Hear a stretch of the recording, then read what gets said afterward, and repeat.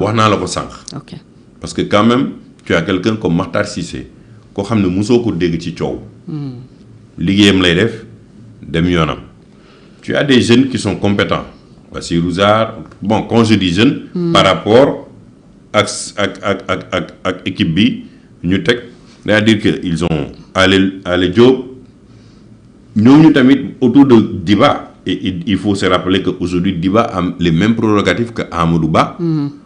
Amadou Ba moo fi mujjoo nekk ministre de l'économie et des finances. oui. loolu lañ ko joxaat moom.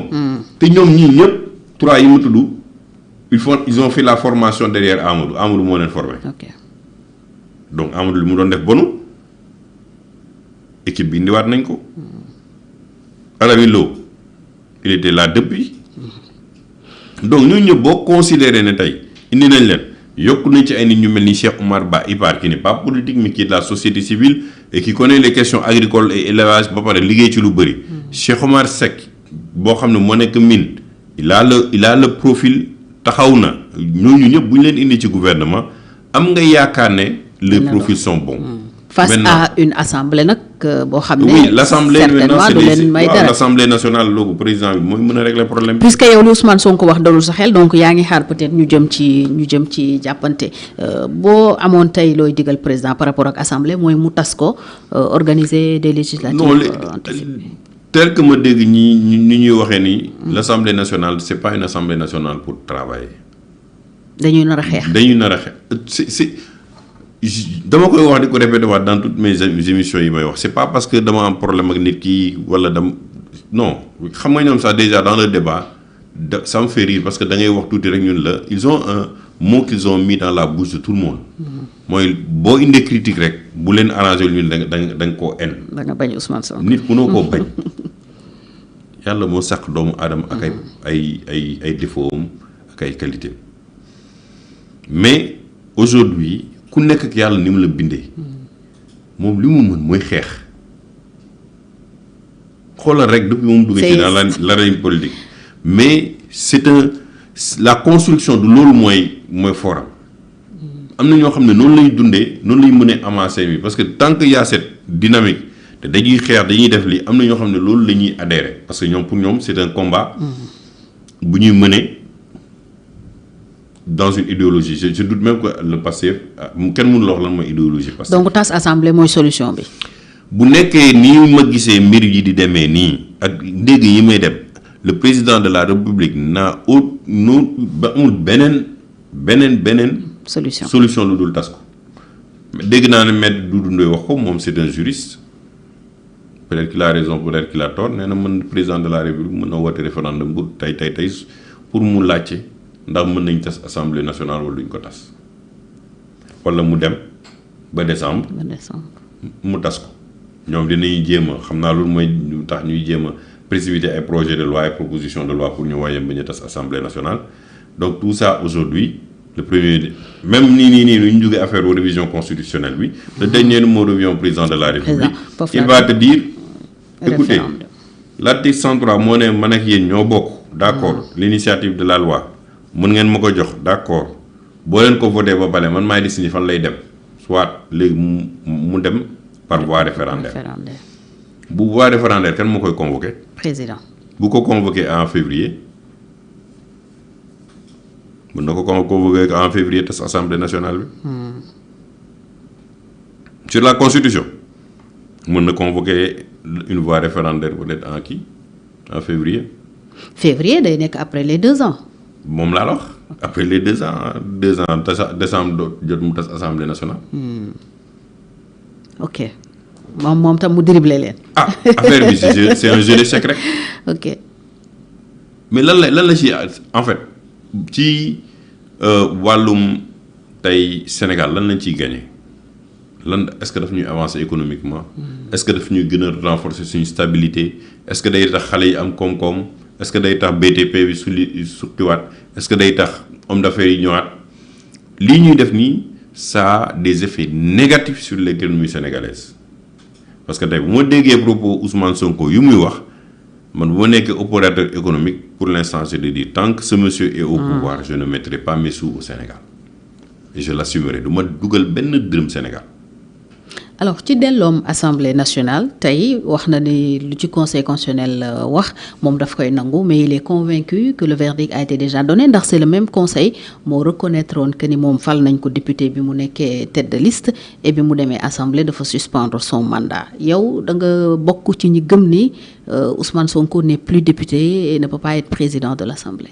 conseil bi bi mu wax dafa leer dañ la fal liste bi génn mu ne la tous ces gens là reconnaître nañ leen ils sont députés moom demul au fond parce que moom dafa nekkoon premier ministre démissionné wul en tant que premier ministre. Boun Abdallah dafa démissionné woon yaa ngi fàttaliku gouvernement bi daal ñu woowaat ko. Après il y avait eu Amadou Ba dafa siège assemblée nationale la jógee dem nekk député te lu waatul Ousmane Sonko n'a jamais siégé ba ñu woo ko ne ko honorable député Ousmane Sonko mu ne présent. installé wuñ ko sax. dafa ñëw nekk qu'il a démissionné ñeneen ñoo ñëw ne ko waroo woon wax da ngaa démissionné suspension amul code bi régir loi organique bi régir assemblée nationale. règlement international assemblée nationale bu époque boobu 2021 amul loolu ñoom 2025 la ñu indiwaat bu bees bu ko rendre rétroactif ci kaw Ousmane Sonko mais moom dafa amoon huitaine boo xam ne dafa waroon décider bu pare moom dem na ci comme nu tele mi biir palais ne président de la République ñii am 2 mandats ñii am cumul de mandat may na leen 1 mois yu démissionné. ci la Birame Souleye démissionné non. noonu la demee. Le cas Amadou Ba dégg naa ñu koy évoqué c'est pas pareil Amadou Ba a été député. avant d'être ministre. dañ ne boo nekkee député buñ la woowee soxla la ci gouvernement bi sa poste sa suppléant da koy jël ba nga pare. sa fonction bi ñu lay jox ci gouvernement bi. kii musul toog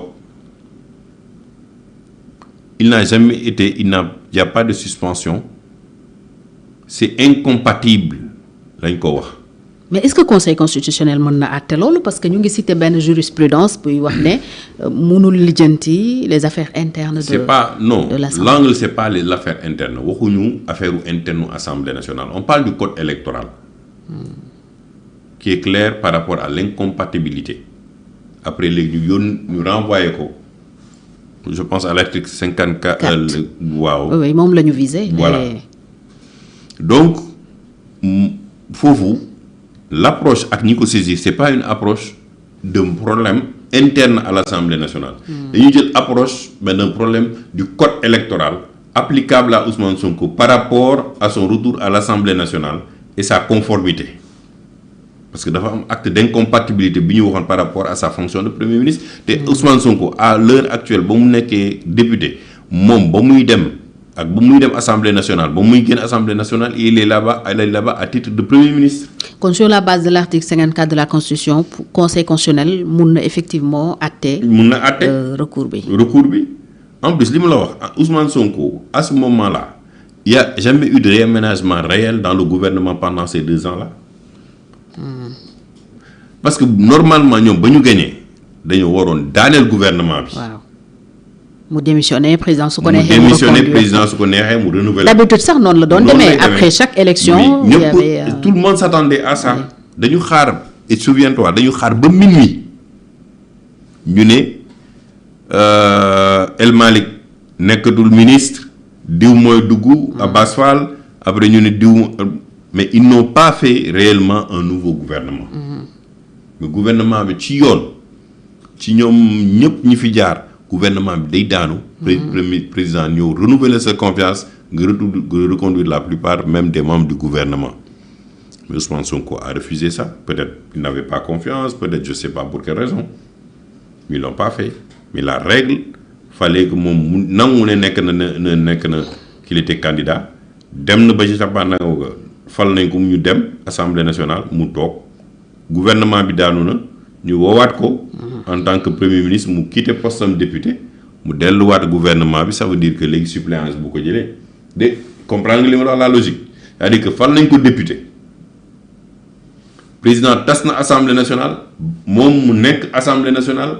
ñu woo turam ne ko Ousmane Sonko ñu ne ko waaw président woowaat ko ne ko nekkaatal premier ministre mun leen sama poste suspendre début naa ko fu mu ne nii sama suppléant mun na ko jël.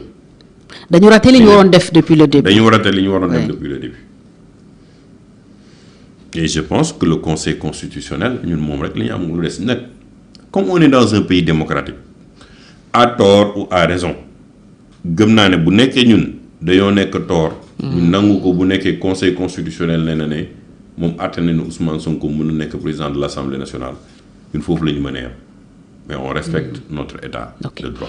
alors ci contexte boobu la Madiambal Diagne waxee ni Ousmane Sonko dafa gisee ak le juge Cheikh Ndiaye le même qui a été cité ci problème mu corruption bi ñu waxoon ne def nañ ko ay